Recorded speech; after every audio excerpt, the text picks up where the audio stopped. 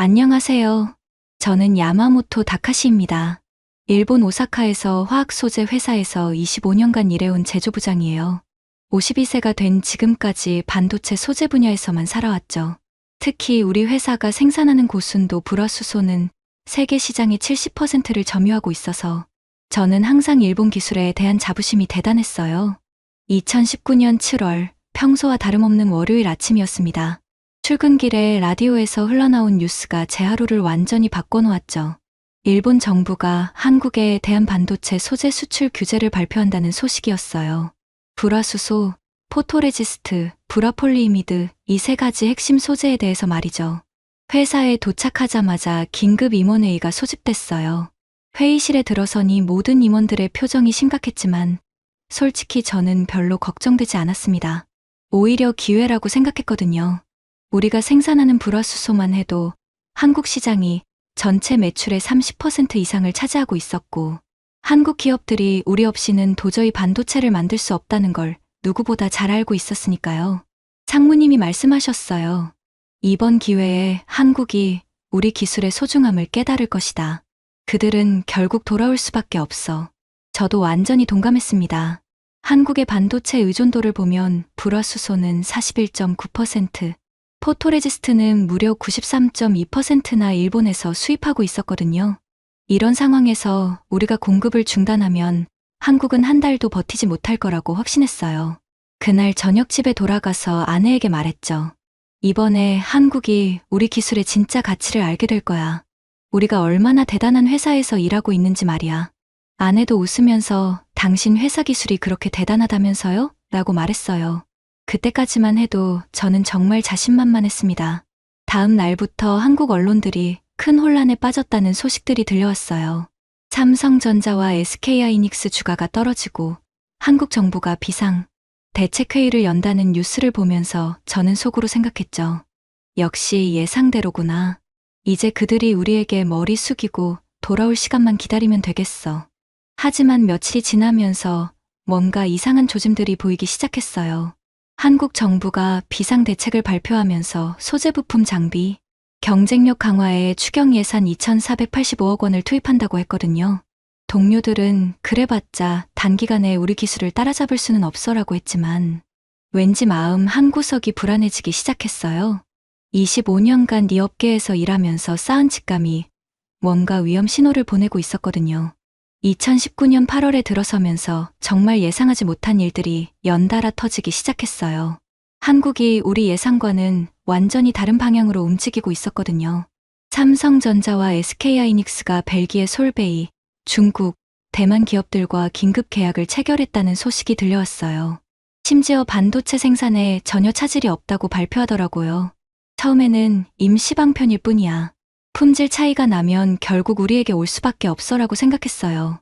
하지만 9월, 10월이 지나도 한국 기업들의 생산량은 오히려 늘어났다는 보고가 들어왔습니다.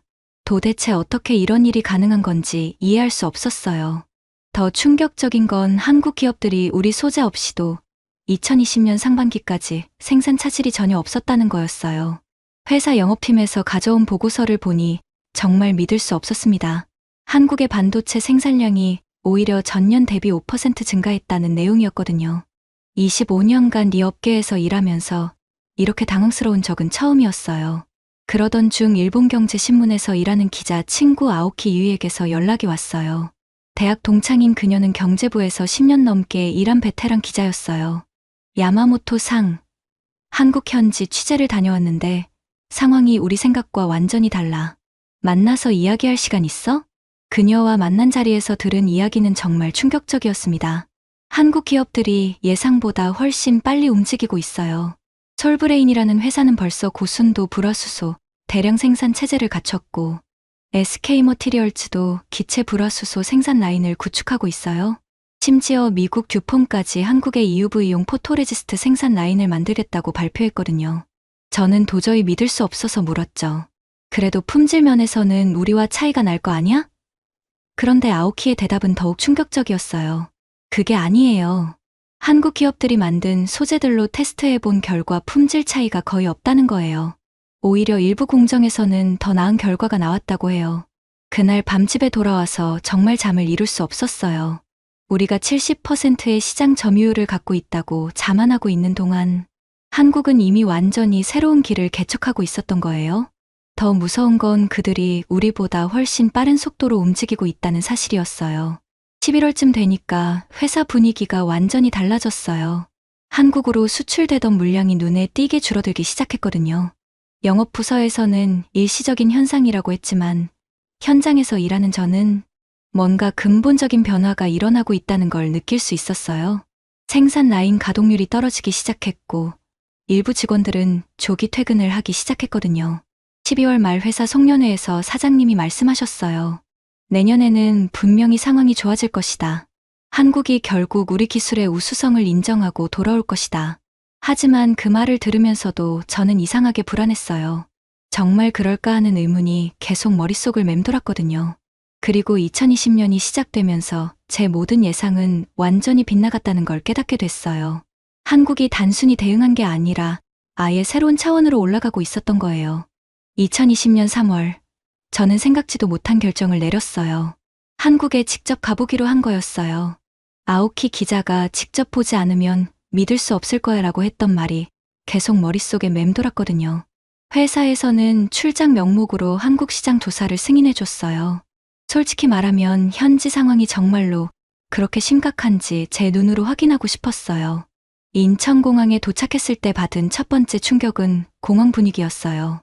코로나19로 인해 여행객은 적었지만 화물터미널 쪽은 엄청나게 바빴거든요. 반도체 소재들을 실은 트럭들이 줄을 서서 나가고 있었어요. 그런데 그 트럭들에 실린 상품들을 보니 대부분이 Made in Korea 또는 Made in Taiwan, Made in Belgium이었어요. 일본산 소재를 실은 트럭은 거의 보이지 않았죠. 첫 번째 방문지는 경기도 화성에 있는 삼성전자 반도체 공장이었어요.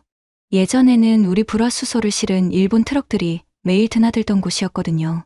하지만 이제는 완전히 다른 광경이 펼쳐져 있었어요. 솔브레인과 SK머티리얼즈에서 온 국산 소재 트럭들이 정기적으로 드나들고 있었고 벨기어와 대만에서 온 컨테이너들도 계속 도착하고 있었어요. 공장 관계자와 만날 기회가 있었는데 그분이 해주신 말씀이 정말 충격적이었어요. 처음에는 걱정이 많았습니다. 하지만 지금은 오히려 공급처가 다양해져서 더 안정적이에요. 예전에는 일본 한 곳에만 의존했는데 이제는 여러 나라에서 공급받을 수 있게 됐거든요. 그 말을 듣는 순간 정말 가슴이 철렁했어요. 더 놀라운 건 품질 이야기였어요. 국산 소재들의 품질이 예상보다 훨씬 좋아요. 특히 솔브레인의 12나인 순도 불화수소는 기존 일본산과 전혀 차이가 없어요. 어떤 공정에서는 오히려 더 나은 결과가 나오기도 해요. 25년간 일본 기술의 우수성을 믿어왔던 제게는 정말 받아들이기 어려운 현실이었어요. 두 번째로 방문한 곳은 이천에 있는 SK하이닉스 공장이었어요. 여기서도 마찬가지였어요. 예전에는 우리 스텔라케미파의 고순도 불화수소가 매일 공급되던 곳인데 이제는 SK머티리얼즈의 국산 기체 불화수소가 주력으로 사용되고 있었어요. 심지어 생산량은 오히려 늘어났다고 하더라고요. 세 번째 충격은 솔브레인 본사를 방문했을 때였어요. 충북 청주에 있는 그들의 공장을 보는 순간 정말 말이 나오지 않았어요. 1년도 안 되는 시간에 이렇게 현대적이고 대규모 생산시설을 구축했다는 게 믿어지지 않았거든요. 12나인 순도의 초고순도 불화수소를 하루에 수톤씩 생산할 수 있는 라인이 24시간 풀가동되고 있었어요.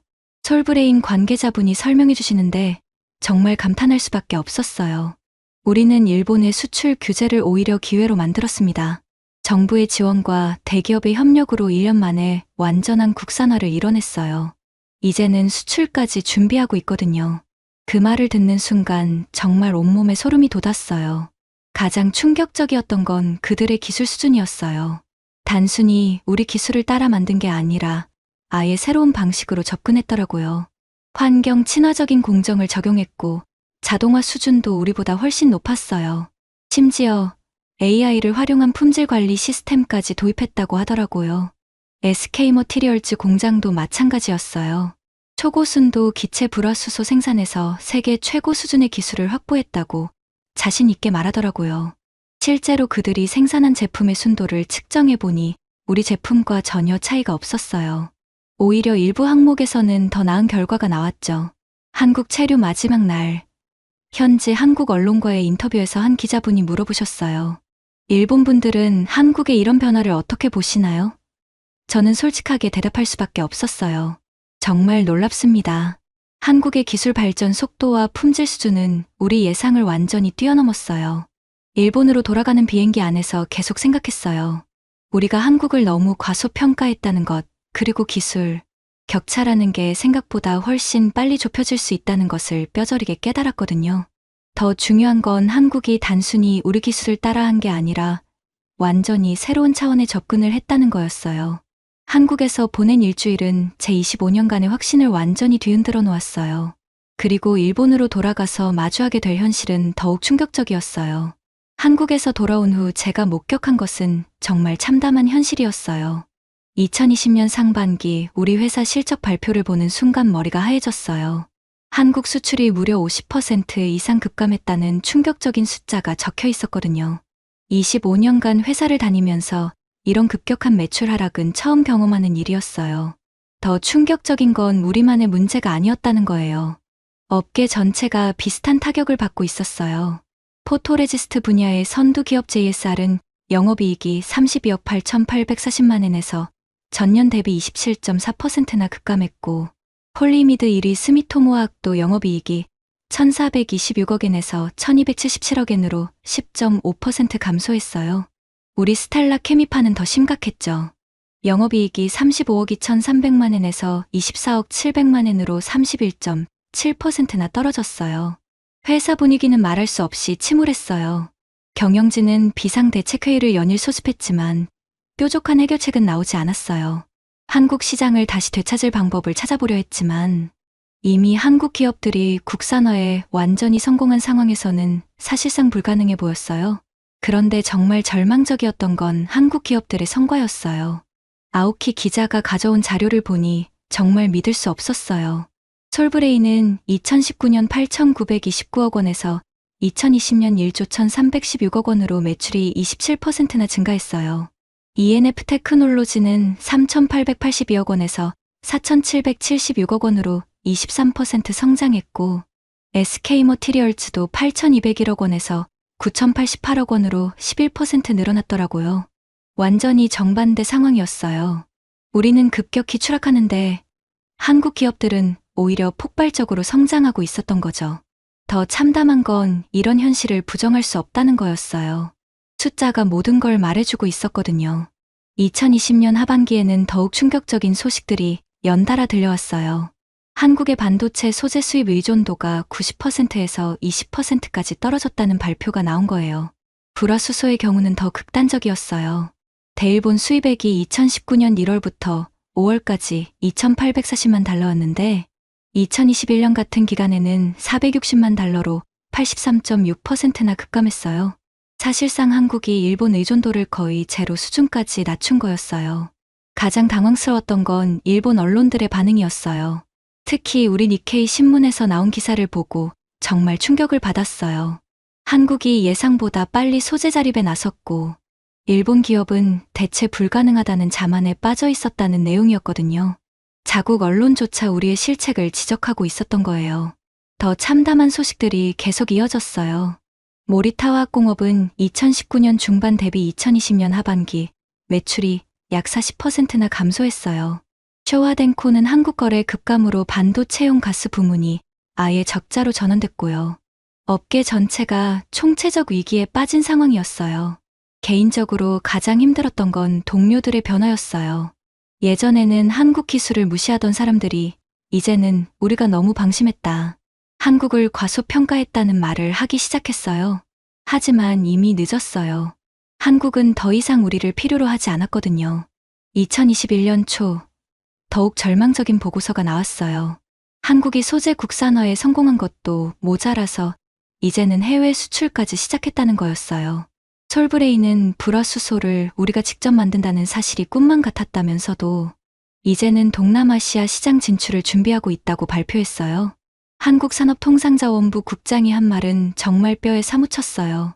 이제 우리는 누가 무역 무기를 꺼내더라도 대비할 수 있는 체질이 되었다.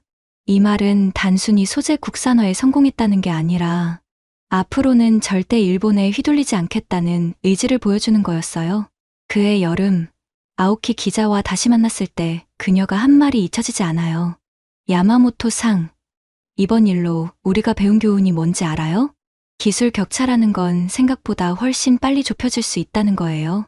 더 중요한 건 한국이 우리보다 더 빠르고 효율적으로 움직였다는 거고요.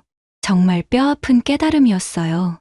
우리가 70%의 시장 점유율에 안주하고 있는 동안 한국은 위기를 기회로 만들어 완전히 새로운 차원으로 올라가 버린 거였어요. 더 무서운 건 이제 한국이 우리의 경쟁자가 아니라 우리를 뛰어넘은 존재가 되었다는 거였죠. 회사에서는 구조조정이 시작됐어요. 일부 생산 라인이 축소되고 조기 퇴직 프로그램이 시행됐어요. 25년간 자부심으로 여겨왔던 제 직장이 흔들리고 있었어요. 하지만 가장 힘든 건 현실을 부정할 수 없다는 거였어요. 한국의 성공은 명백한 사실이었고 우리의 실패도 마찬가지였거든요.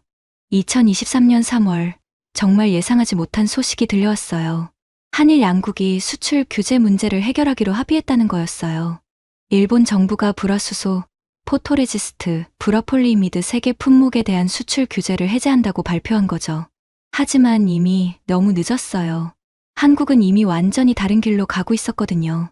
회사에서는 이제 한국 시장을 되찾을 수 있다며 기대감을 표시했지만 저는 현실을 알고 있었어요. 한국 반도체 업계 관계자들이 언론에 한 말이 모든 걸 보여줬어요. 이번 규제 해제로 우리가 받을 수혜는 별로 없을 것 같다. 이미 국산화를 상당 부분 달성했고 수입선도 다변화했기 때문이다. 정말 씁쓸했어요. 4년 전 우리가 한국은 한 달도 버티지 못할 것이라고 자신만만하게 말했던 게 이렇게 완전히 빗나갈 줄 누가 알았겠어요. 오히려 일본 소재 업체들이 수출 감소로 실적 피해를 입고 신뢰도까지 떨어뜨리게 된 거죠. 그해 말, 저는 중요한 결정을 내렸어요. 한국을 다시 방문하기로 한 거였어요. 이번에는 사업적 목적이 아니라 진짜 궁금해서였어요. 한국이 어떻게 이런 기적 같은 일을 해냈는지, 그리고 우리가 무엇을 놓쳤는지 정말로 알고 싶었거든요. 서울에서 만난 한 반도체 소재 회사 CTO 분과의 대화는 정말 인상 깊었어요. 그분이 말씀하시길 덕분에 우리의 기술력은 훨씬 더 강해졌습니다. 일본의 규제는 우리를 각성시킨 기회였어요 라고 하시더라고요. 그 말을 들으면서 정말 복잡한 감정이 들었어요. 우리가 가한 압박이 오히려 한국을 더 강하게 만든 거였으니까요. 더 놀라운 건 그분들의 마음가짐이었어요. 한국을 힘들게 했던 우리에게 원망보다는 감사를 표현하시더라고요. 어려운 시기였지만 결과적으로 우리가 기술 자립을 이룰 수 있게 해준 계기였다고 말씀하시면서요. 정말 부끄러웠어요. 한국에서 보낸 시간 동안 깨달은 것은 기술의 차이가 아니라 마음가짐의 차이였어요. 우리는 기존 기술에 안주하면서 현상 유지에 급급했지만 한국은 위기를 기회로 만들어 완전히 새로운 차원으로 올라간 거였어요. 속도도 놀라웠지만 그들의 의지와 열정이 더 인상적이었어요. 일본으로 돌아와서 동료들에게 이야기했어요. 우리가 한국을 너무 과소평가했다. 그들은 단순히 우리 기술 따라한 게 아니라 완전히 새로운 접근을 한 거다. 물론 쉽게 받아들이지 못하는 사람들도 있었지만 현실은 부정할 수 없었어요. 지금 돌이켜보면 2019년의 수출 규제는 정말 잘못된 판단이었어요. 우리는 한국을 압박하려 했지만 결과적으로 우리 자신의 발목을 잡은 거였거든요. 한국은 더 강해졌고 우리는 소중한 시장과 신뢰를 잃었어요. 요즘 저는 후배들에게 이런 이야기를 자주 해요. 기술의 우위는 영원하지 않다. 더 중요한 건 겸손함과 지속적인 노력이다. 한국에서 배운 가장 큰 교훈이에요. 마지막으로 여러분, 구독과 좋아요 부탁드리며 제가 20년간 부동산 정책을 연구하면서 가장 충격적이었던 데이터를 공개합니다. 2019년부터 2024년까지 중국 자본이 해외 부동산에 투입한 금액이 무려 2,847억 달러입니다. 이 숫자가 얼마나 큰지 아시나요? 한국의 연간 국가 예산과 맞먹는 수준입니다. 저는 데이비드 맥도날드, 캐나다, 브리티시 컬럼비아 대학교 부동산정책연구소에서 20년간 글로벌 부동산 투자 패턴을 연구해온 수석연구원입니다. 2004년부터 지금까지 세계 각국의 부동산 정책 변화를 직접 목격하고 분석해왔죠. 2024년 3월 15일 오후 2시 30분 밴쿠버 시청 12층 정책회의실에서 저는 절망적인 보고서를 받았습니다. 차가운 3월 바람이 창문을 두드리는 소리와 함께 전해진 그 보고서의 첫 줄은 충격적이었어요. 밴쿠버 도심 부동산의 67%가 해외 자본 소유, 그중 84%가 중국 자본이라는 내용이었거든요. 그 순간 회의실이 조용해졌고 모든 시선이 저에게 집중됐습니다. 20년간 이 분야를 연구해온 제가 봐도 이런 속도와 규모는 전례가 없었어요. 보통 외국 자본의 부동산 투자는 점진적으로 증가하는 게 일반적인데 중국 자본만큼은 완전히 다른 패턴을 보이고 있었습니다. 저는 그 자리에서 즉시 다른 주요 도시들의 데이터를 요청했어요. 토론토, 시드니, 오클랜드, 런던, 뉴욕. 결과는 모두 동일했습니다. 2019년 이후 중국 자본의 부동산 투자가 기하급수적으로 증가하고 있었고 현지 주민들의 내 집 마련은 거의 불가능한 수준에 도달했더라고요. 제가 가장 놀란 건 그 체계적인 접근법이었습니다. 단순한 투자가 아니라 마치 하나의 전략처럼 움직이고 있었어요. 주요 도시의 핵심 지역부터 시작해서 점차 외곽으로 확산되는 패턴, 그리고 교육시설과 교통 인프라 주변을 우선적으로 공략하는 방식까지. 이건 개별 투자자들의 우연한 선택이 아니었습니다. 하지만 이건 시작에 불과했어요. 정말 충격적인 건 각국 정부들의 무력한 대응이었거든요. 문제를 인식했을 때는 이미 너무 늦어버린 상황들을 계속 목격하게 됐습니다. 밴쿠버의 상황은 정말 참혹했습니다. 2019년 평균 주택 가격이 120만 달러였는데 2024년에는 무려 456만 달러까지 치솟았어요. 5년 만에 280% 상승한 거죠. 제 동료 교수가 30년간 모은 돈으로도 밴쿠버에서는 작은 아파트 하나 사기 어려운 상황이 됐습니다. 더 심각한 건 현지인들의 반응이었어요. 2023년 밴쿠버 시민 설문조사에서 18세에서 35세 청년층의 78%가 평생 내 집 마련이 불가능할 것 같다고 답했습니다. 캐나다에서 태어나고 자란 젊은이들이 자기 나라에서 집을 포기해야 하는 상황이 된 거예요. 캐나다 정부의 대응은 너무 늦었습니다. 2021년에서야 외국인 구매세를 도입했는데 그때는 이미 주요 지역이 거의 다 점령당한 상태였어요. 게다가 15%라는 세율도 중국 투자자들에게는 별로 부담이 되지 않았습니다. 밴쿠버 집값 상승률이 연이 30%인 상황에서 15% 세금은 오히려 저렴한 진입비용이었거든요. 호주 시드니는 더욱 극단적인 사례였습니다. 제가 2023년 시드니 부동산 정책 컨퍼런스에 참석했을 때 들은 이야기는 정말 충격적이었어요. 시드니 동부 본다이 비치 근처 아파트 가격이 평방미터당 3만 호주 달러를 넘어섰다는 거예요. 이건 뉴욕 맨해튼 수준입니다. 호주 정부는 2017년부터 외국인 부동산 투자에 대한 규제를 강화했지만 이미 시장 구조가 완전히 바뀐 후였어요. 시드니 현지인들의 평균 소득으로는 내 집 마련이 거의 불가능해졌고 많은 젊은 가족들이 도시를 떠나야 했습니다. 제 호주 연구 파트너는 시드니가 현지인들의 도시가 아니라 투자자들의 도시가 되어버렸다고 한탄했어요. 뉴질랜드는 아예 극단적인 선택을 했습니다. 2018년 외국인의 기존 주택 구매를 전면 금지시켰어요. 하지만 이것도 문제가 있었습니다. 신규 개발에는 여전히 외국 자본이 필요했는데 정책이 너무 일률적이어서 건전한 투자까지 막아버린 거죠. 결국 주택 공급 자체가 줄어들면서 다른 방식으로 집값 상승 압력이 생겼습니다. 그런데 더 놀라운 일이 기다리고 있었어요. 제가 각국의 실패 사례를 분석하면서 발견한 공통점들이 있었거든요. 첫째, 문제 인식이 너무 늦었다는 점. 둘째, 대응 정책이 단편적이고 임시방편적이었다는 점. 셋째, 기존 법 체계로는 체계적인 해외 자본 공세에 대응하기 어려웠다는 점이었습니다. 런던도 마찬가지였어요. 2022년 데이터를 보니 런던 중심가 신축 고급 아파트의 70% 이상이 해외 투자자 소유였습니다. 현지 직장인들은 런던에서 1시간 이상 떨어진 외곽으로 밀려나고 있었고요. 영국 정부도 각종 규제를 시도했지만 복잡한 법인 구조와 간접 투자 방식으로 우회하는 사례가 계속 발생했습니다. 정말 상상도 못한 일이 벌어지고 있었거든요. 선진국이라는 나라들이 자국민의 주거권을 지키지 못하는 상황이 연출되고 있었어요. 그런데 이 시점에서 저는 한국의 상황이 궁금해지기 시작했습니다. 2024년 4월, 저는 한국의 부동산 정책을 분석하기 위해 서울을 방문했습니다. 처음에는 한국도 다른 나라들과 비슷한 문제를 겪고 있을 거라고 생각했어요. 실제로 한국도 중국과 지리적으로 가까워서 중국 자본의 영향을 받을 수밖에 없는 상황이었거든요. 서울 강남구청에서 만난 담당 공무원으로부터 들은 이야기는 예상과 크게 다르지 않았습니다. 중국 자본의 한국 부동산 투자가 2019년 이후 급증하고 있다는 내용이었어요. 특히 서울 강남, 서초, 송파 지역과 부산 해운대, 제주도 지역에 집중되고 있다고 했습니다. 하지만 여기서 놀라운 차이점을 발견했어요. 한국 정부의 대응 속도가 다른 나라들과는 완전히 달랐거든요. 캐나다에서는 문제를 인식하고 대응책을 마련하는데 9개월이 걸렸는데 한국은 단 3주 만에 종합적인 대책을 발표했습니다. 2024년 6월 27일 한국 정부가 발표한 외국인 부동산 투자 관리 강화 방안을 분석해보니 정말 놀라웠어요. 우리가 3년에 걸쳐 만든 정책보다 훨씬 정교하고 포괄적이었습니다. 어떻게 이런 일이 가능할까요?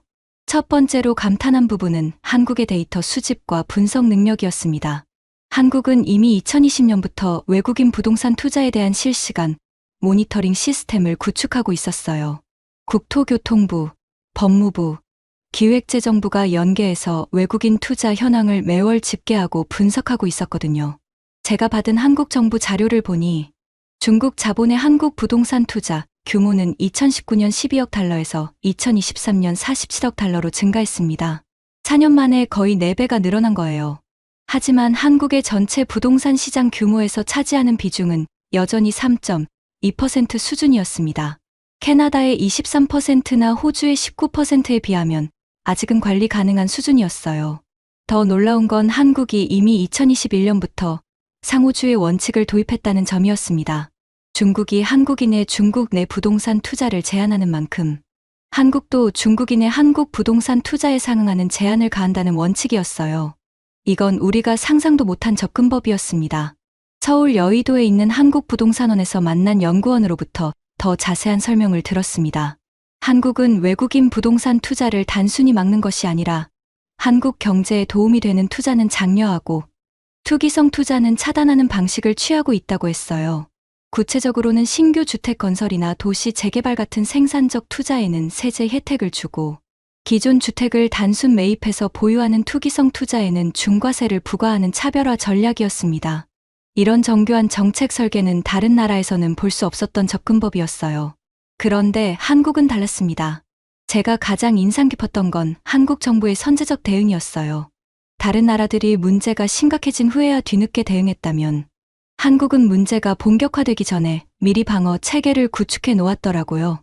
한국은 또한 지역별로 차별화된 정책을 적용하고 있었습니다. 서울과 부산 같은 대도시는 엄격한 규제를, 지방 중소도시는 상대적으로 완화된 규제를 적용해서 지역 균형 발전도 동시에 고려하고 있었어요. 이런 세밀한 정책 조율은 다른 나라에서는 찾아보기 어려웠습니다. 제가 특히 놀란 건 한국의 법적 대응 체계였습니다. 부동산 투자와 관련된 외국환거래법, 부동산거래 신고법, 외국인 투자 촉진법이 서로 연계되어 있어서 빈틈없는 관리가 가능했어요. 복잡한 법인 구조나 간접 투자를 통한 우회 투자도 추적할 수 있는 시스템이 갖춰져 있었거든요. 한국국토연구원에서 만난 선임연구위원은 이렇게 말했습니다. 우리는 다른 나라들의 실패 사례를 충분히 연구했다. 같은 실수를 반복하지 않기 위해 미리 준비했다고요. 실제로 한국의 부동산 정책팀은 캐나다, 호주, 뉴질랜드의 사례를 심층 분석해서 한국형 대응 모델을 개발했다고 했어요. 댓글로 여러분의 생각을 들려주세요. 한국이 이렇게 선제적으로 대응할 수 있었던 이유가 뭐라고 생각하시나요? 그런데 정말 놀라운 건 그 다음이었어요. 한국에는 우리가 상상도 못한 특별한 무기가 하나 더 있더라고요. 바로 국민들의 놀라운 정보력과 관심도였습니다. 한국 국민들은 부동산 정책 변화에 대해 세계에서 가장 민감하게 반응하고 있었어요. 한국 정부의 대응 속도는 정말 놀라웠습니다. 우리가 9개월에 걸쳐 검토한 정책들을 한국은 3주 만에 종합해서 발표했어요. 하지만 속도만 빨랐던 게 아니라 정책의 완성도 자체가 달랐습니다. 한국의 가장 큰 무기는 바로 디지털 인프라였어요. 한국은 이미 전 국민이 디지털 신분증을 가지고 있고 모든 부동산 거래가 실시간으로 정부 시스템에 등록됩니다. 우리는 상호주의라는 개념조차 제대로 적용 못했는데 한국은 이미 2021년부터 중국과의 상호주의 원칙을 법제화해서 운영하고 있었어요. 제가 한국토지주택공사에서 만난 담당자로부터 들은 이야기는 정말 인상적이었습니다. 우리는 외국인 투자자가 한국에서 부동산을 매입하려고 하면 그 투자자의 본국에서 한국인이 같은 조건으로 부동산을 매입할 수 있는지를 먼저 확인한다는 거였어요. 만약 상호거래가 불가능하다면 한국도 해당 국가 국민의 부동산 매입을 제한한다는 원칙이었죠. 이 정책의 효과는 즉시 나타났습니다. 2021년 상호주의 원칙 도입 이후 중국 자본의 한국 부동산 투자 증가율이 연평균 45%에서 12%로 급감했어요. 다른 나라들이 투자 급증 문제로 고생하는 동안 한국은 이미 통제 가능한 수준에서 관리하고 있었던 거죠. 더 놀라운 건 한국의 스마트 모니터링 시스템이었습니다. 인공지능을 활용해서 비정상적인 부동산 거래 패턴을 실시간으로 감지하는 시스템을 운영하고 있었어요. 예를 들어 동일한 지역에서 단기간에 여러 건의 외국인 매입이 발생하면 자동으로 경고 신호가 발생하고 관련 기관에서 즉시 조사에 들어가는 방식이었습니다. 한국의 또 다른 특별한 무기는 바로 국민들의 놀라운 정보력이었어요. 제가 서울에 머무는 동안 일반 시민들과 대화해보니 부동산 정책에 대한 이해도가 정말 높았습니다. 심지어 20대 젊은이들도 외국인 부동산 투자, 규제에 대해 상당한 지식을 가지고 있었어요. 이는 한국의 독특한 부동산 문화 때문이었습니다. 부동산이 단순한 투자 대상이 아니라 생활의 핵심 이슈이기 때문에 국민들이 관련 정책 변화에 매우 민감하게 반응하더라고요. 정부가 정책을 발표하면 수문의 시간 내에 온라인에서 수십만 개의 댓글과 분석글이 올라오는 것을 직접 목격했습니다. 이런 국민들의 높은 관심도는 정부에게는 긍정적인 압력으로 작용했어요. 정책 실패 시 즉시 여론의 문매를 맞기 때문에 정부는 더욱 신중하고 정교한 정책을 만들 수밖에 없었거든요. 이는 정책의 질을 높이는 선순환 구조를 만들어냈습니다. 한국 정부는 또한 예측 가능성을 중시했습니다. 갑작스러운 정책 변화로 인한 시장 혼란을 최소화하기 위해 주요 정책 변화는 6개월 전에 미리 예고하고 충분한 준비 기간을 제공했어요. 다른 나라들이 급작스러운 규제로 시장 혼란을 야기한 것과는 대조적이었습니다. 제가 특히 감탄한 부분은 한국의 데이터 기반 정책 수립이었어요. 한국은 매월 외국인 부동산 투자 현황을 상세하게 분석해서 공개합니다. 투자 규모, 지역별 분포, 국가별 현황, 투자 목적 등을 세밀하게 추적하고 있었어요. 이런 투명한 정보 공개는 시장 참여자들에게 예측 가능성을 제공하고 정책 신뢰도를 높이는 효과가 있었습니다. 좋아요 누르고 계속 들어보세요. 한국의 성공 비결이 더 있거든요. 한국의 국제협력 방식도 인상적이었습니다. 다른 나라들이 개별적으로 대응하는 동안 한국은 아시아 주요국들과 정보 공유 체계를 구축했어요. 일본, 싱가포르, 대만과 함께 외국인 부동산 투자 동향을 공유하고 공동 대응 방안을 모색하고 있었습니다. 또한 한국은 법적 안정성도 확보했어요. WTO 규정과 FTA 조항을 철저히 검토해서 국제법에 위배되지 않는 범위에서 규제를 설계했습니다. 다른 나라들이 국제 분쟁에 휘말리는 것을 방지하기 위해 사전에 법적 검토를 완료한 거죠. 한국의 정책 집행 능력도 뛰어났습니다. 정책 발표 후 실제 현장에서의 적용까지 평균 2주밖에 걸리지 않았어요. 이는 중앙정부와 지방정부 간의 긴밀한 협조, 그리고 공무원들의 높은 전문성 덕분이었습니다. 특히 제가 놀란 건 한국 공무원들의 전문성이었어요. 부동산 정책 담당 공무원들이 경제학, 법학, 도시계획학 등 다양한 분야의 전문 지식을 갖추고 있었습니다. 그리고 정기적으로 해외 연수를 통해 다른 나라의 정책 사례를 학습하고 있었어요. 한국은 또한 기술 혁신을 정책에 적극 활용했습니다. 블록체인 기술을 이용한 부동산 거래, 추적 시스템, 빅데이터 분석을 통한 투기 패턴 감지, AI를 활용한 정책 효과, 예측 등 첨단 기술을 정책 도구로 활용하고 있었어요. 지금 생각해도 가슴이 벅차오릅니다. 20년간 이 분야를 연구해온 제가 봐도 한국의 대응 방식은 정말 모범적이었어요. 체계적이면서도 신속하고 포괄적이면서도 정교했습니다. 다른 나라들이 배워야 할 많은 교훈이 있었던 거죠. 연구자로서 객관적으로 분석한 결과 한국이라면 분명히 이 문제를 슬기롭게 해결할 수 있을 거라고 확신합니다. 한국은 이미 불가능을 가능으로 만든 경험이 있잖아요. 1997년 IMF 외환위기 때를 생각해보세요. 전 세계가 한국은 끝났다고 말했지만 한국은 불과 3년 만에 경제를 완전히 회복시켰습니다. 2008년 글로벌 금융위기 때도 한국은 G20 의장국을 맡아서 세계 경제 회복을 주도했어요. 가장 최근 사례인 코로나19 대응을 보면 더욱 확신이 듭니다. 한국의 K방역은 전 세계가 벤치마킹한 모델이 되었잖아요. 선제적 대응, 과학적 분석, 투명한 정보 공개, 국민들의 높은 협조. 이 모든 것들이 이번 중국 자본 침투 문제에도 그대로 적용되고 있습니다. 제가 특히 인상 깊었던 건 한국 정부의 장기적 비전이었어요.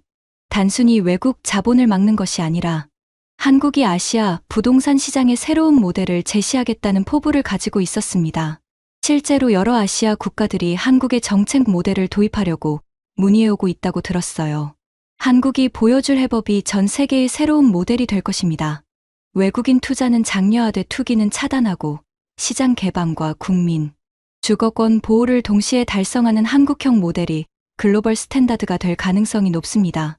저는 캐나다로 돌아가서 저는 카를 마이어입니다. 베를린에서 사진작가로 살아가는 39살의 남자죠. 제 스튜디오 한편에는 할아버지가 남겨주신 낡은 라이카 카메라가 놓여 있습니다. 그 카메라를 볼 때마다 할아버지의 거친 손이 떠오릅니다. 할아버지는 일생을 라이카 공장에서 보내신 분이었습니다. 전쟁이 끝난 후 독일이 폐허가 되었을 때도 할아버지는 묵묵히 렌즈를 갈고 닦으셨죠. 어린 시절 제가 할아버지 무릎에 앉아 있으면 할아버지는 작은 렌즈 하나를 들고 말씀하셨습니다. 카레라, 이 작은 유리 조각 하나에 독일의 정밀함이 모두 들어있단다. 기계는 거짓말을 하지 않지. 하지만 마음이 없는 기계는 예술이 될 수 없어. 그때는 무슨 말씀인지 잘 몰랐습니다. 하지만 20살이 되어 사진을 시작한 후로는 할아버지의 말씀이 제 철학이 되었죠. 진짜 사진은 오직 제대로 된 카메라로만 찍을 수 있다고 믿었습니다. 지난 15년간 저는 오직 라이카와 라이츠 렌즈만 사용해왔습니다. 디지털 카메라조차 받아들이기까지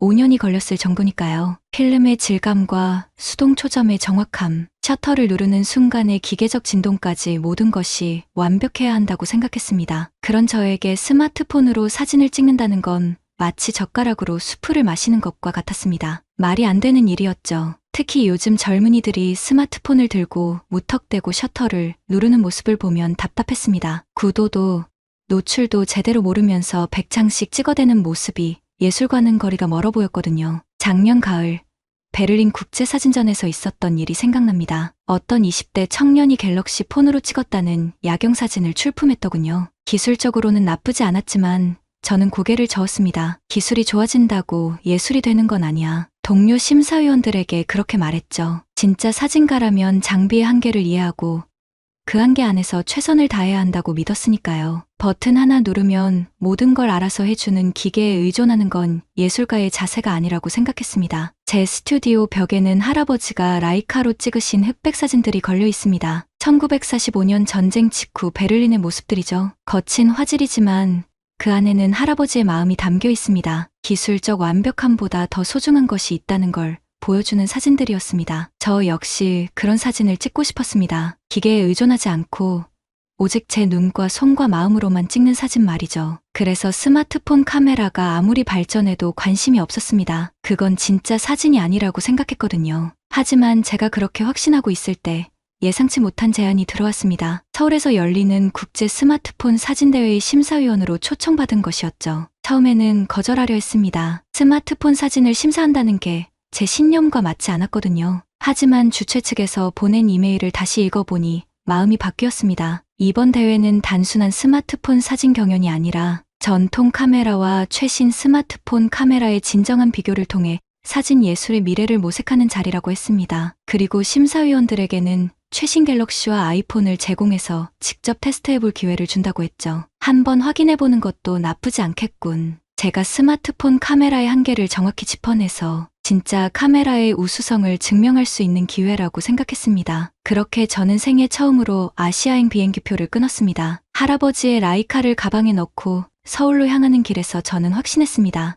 이번 여행이 끝나면 스마트폰 카메라의 허상을 만천하에 드러낼 수 있을 거라고 말이죠. 인천공항에 내린 순간부터 모든 게 낯설었습니다. 공항 곳곳에 설치된 대형 디스플레이들이 눈부시게 밝았고 사람들이 들고 다니는 스마트폰 화면들도 제가 알던 것보다 훨씬 선명해 보였습니다. 호텔에 도착해 짐을 풀고 나서 대회 주최 측에서 보내준 상자를 열었습니다. 안에는 갤럭시 S25 울트라와 아이폰 16 프로 맥스가 들어있었습니다. 처음 손에 쥔 순간의 느낌은 예상과 달랐습니다. 생각보다 묵직하고 단단했어요. 갤럭시를 먼저 살펴봤습니다. 후면에 있는 카메라 모듈이 상당히 큰 크기였습니다. 200메가픽셀 메인 카메라라고 적혀 있더군요. 제가 사용하는 라이카 Q2의 47메가픽셀보다 4배가 넘는 해상도였습니다. 하지만 저는 냉소적으로 생각했죠. 픽셀 수가 많다고 좋은 사진이 나오는 건 아니야. 그런데 화면을 켜는 순간 놀랐습니다. 디스플레이가 제가 지금까지 본 어떤 화면보다 생생했어요. 색감이 자연스러우면서도 선명했고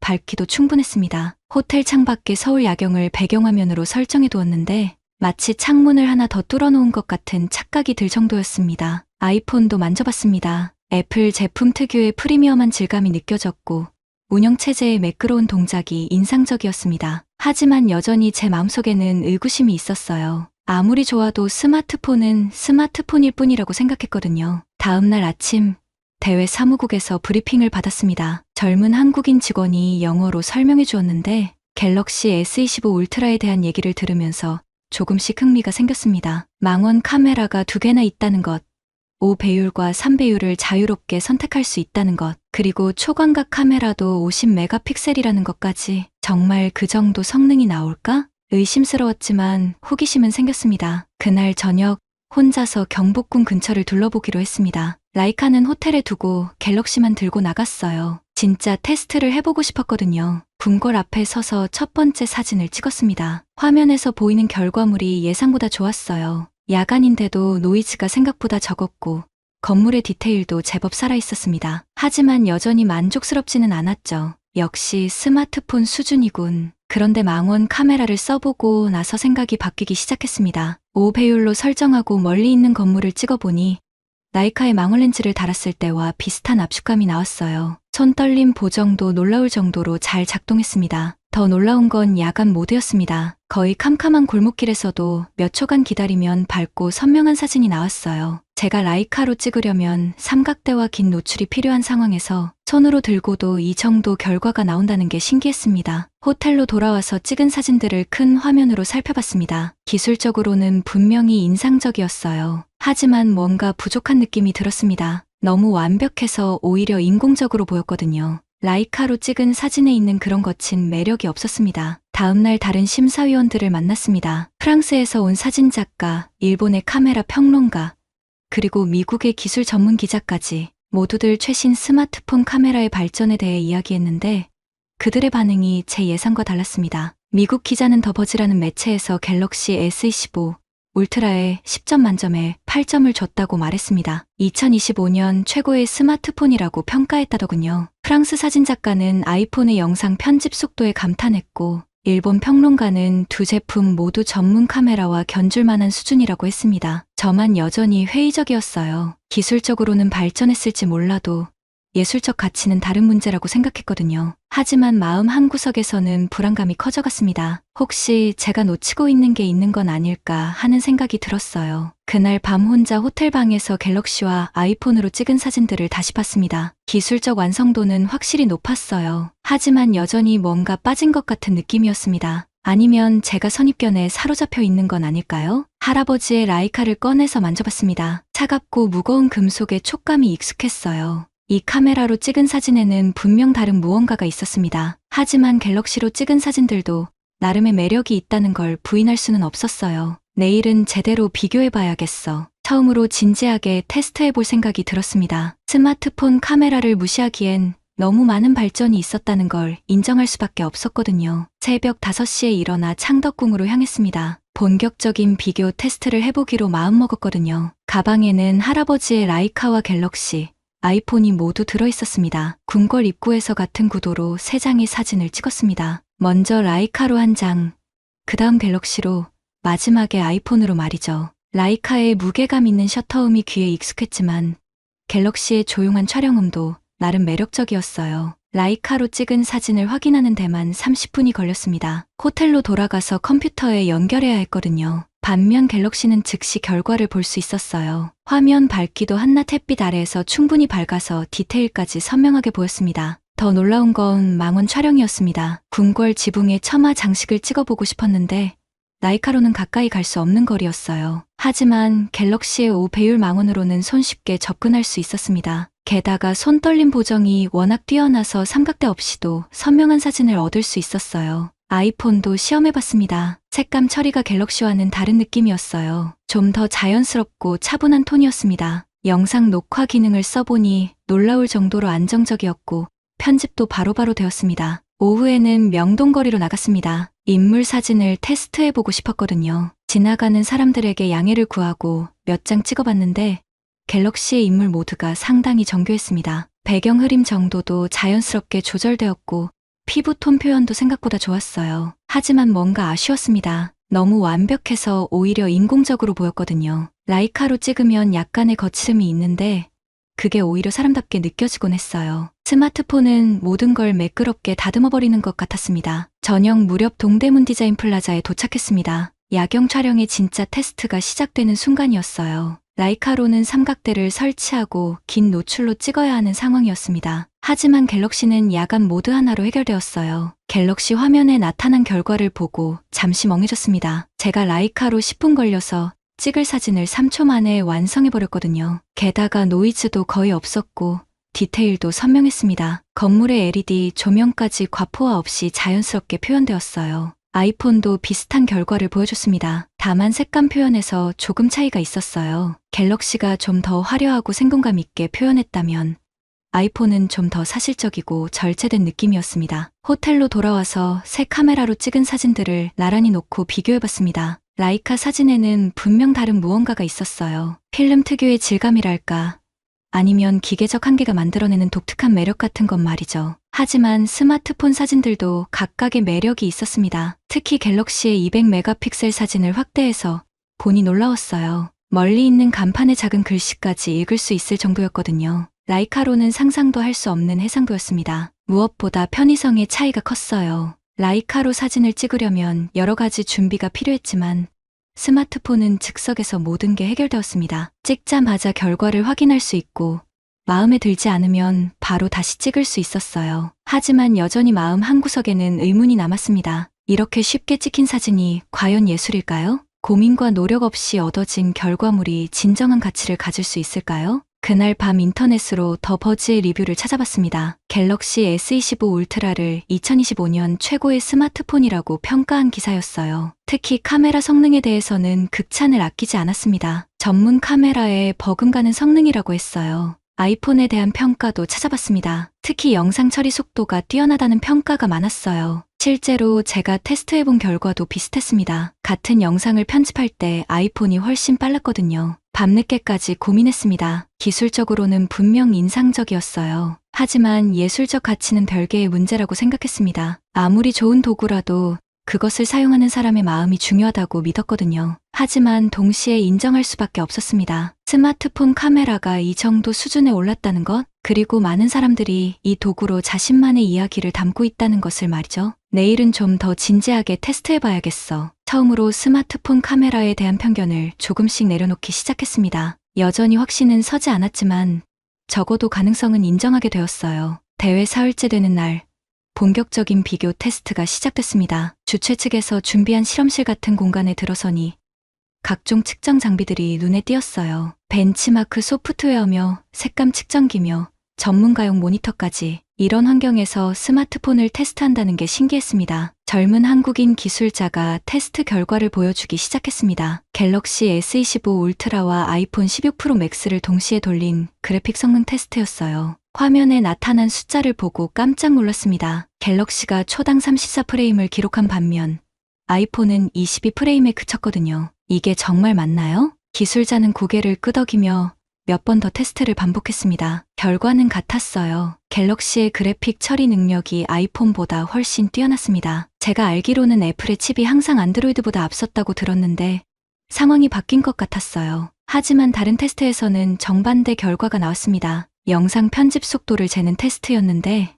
아이폰이 21초 만에 작업을 끝낸 반면 갤럭시는 52초가 걸렸어요. 2배 이상 차이가 났습니다. 각각 장단점이 다르군요. 저는 혼란스러웠습니다. 어느 쪽이 더 좋다고 단정할 수 없는 상황이었거든요. 게임이나 그래픽 작업에는 갤럭시가, 영상 편집에는 아이폰이 더 적합해 보였습니다. 실제 촬영 테스트는 더욱 충격적이었습니다. 같은 피사체를 두 기기로 동시에 찍어서 비교하는 방식이었어요. 낮에 찍은 사진들은 큰 차이가 없어 보였습니다. 둘 다 제 라이카에 뒤지지 않는 화질을 보여줬어요. 하지만 밤이 되자 상황이 달라졌습니다. 갤럭시의 야간 모드가 놀라운 결과를 보여준 거예요. 거의 보이지 않던 어두운 골목이 마치 나처럼 밝게 나왔습니다. 아이폰도 나쁘지 않았지만 갤럭시만큼 극적이지는 않았어요. 망원 촬영에서는 갤럭시의 압승이었습니다.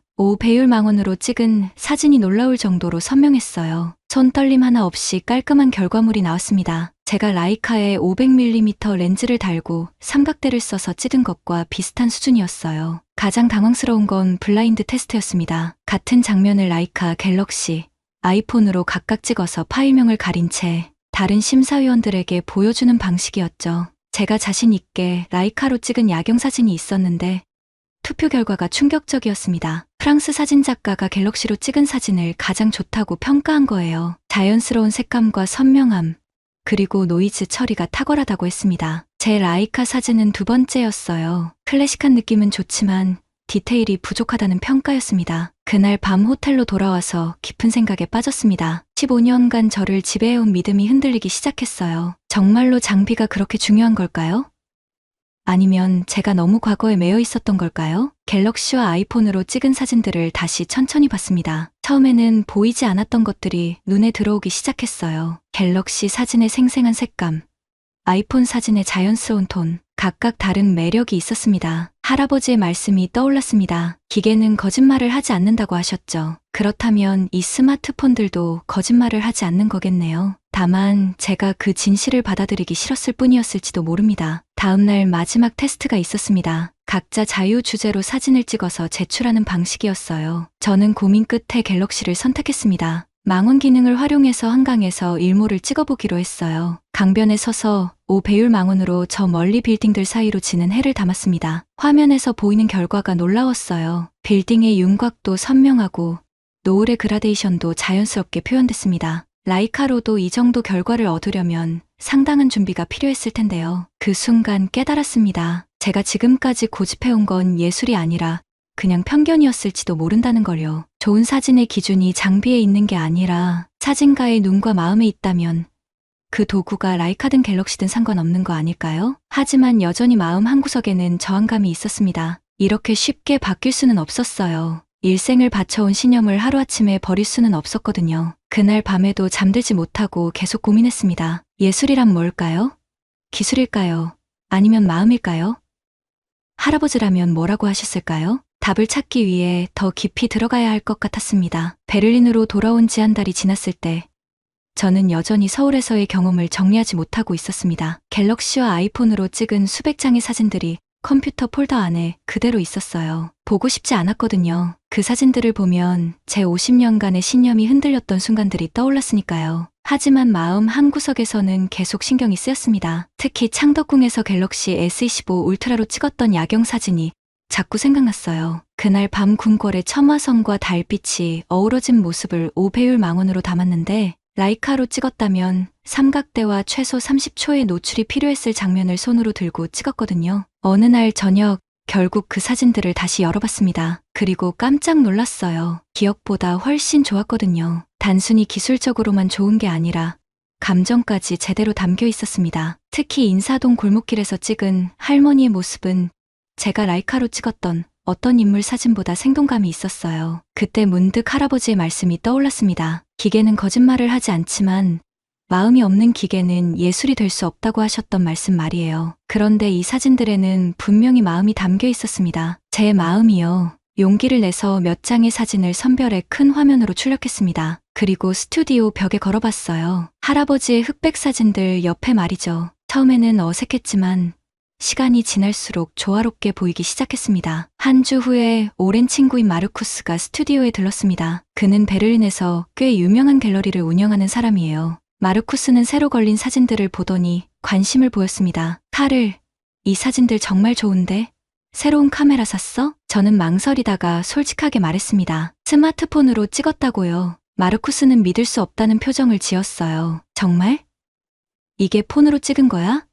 특히 이 야경 사진은 정말 인상적인데 그는 한참 동안 사진을 들여다보더니 제안했습니다. 다음 달 갤러리에서 열릴 전시에 이 작품들을 포함시켜 보자고요. 주제는 전통과 현대의 만남이라고 했습니다. 처음에는 주저했습니다. 스마트폰으로 찍은 사진을 전시한다는 게 여전히 어색했거든요. 하지만 마르쿠스의 설득에 넘어갔어요. 그리고 더 많은 작품이 필요하다면서 갤럭시를 다시 꺼내 베를린 곳곳을 다니며 사진을 찍기 시작했습니다. 놀라운 일이 벌어졌어요. 갤럭시를 들고 다니니까 사람들이 경계하지 않았습니다. 라이카 같은 큰 카메라를 보면 사람들이 어색해하거나 피하는 경우가 많은데 스마트폰은 자연스러웠어요. 덕분에 더 솔직하고 자연스러운 표정들을 담을 수 있었습니다. 브란덴부르크 문 앞에서 만난 관광객 가족의 모습, 슈프레 강변에서 책을 읽고 있던 젊은 여성, 크로이츠베르크 시장에서 웃고 있던 터키계 상인의 얼굴까지 모든 순간들이 갤럭시의 200메가픽셀 센서에 생생하게 담겼습니다. 전시 개막일이 다가왔을 때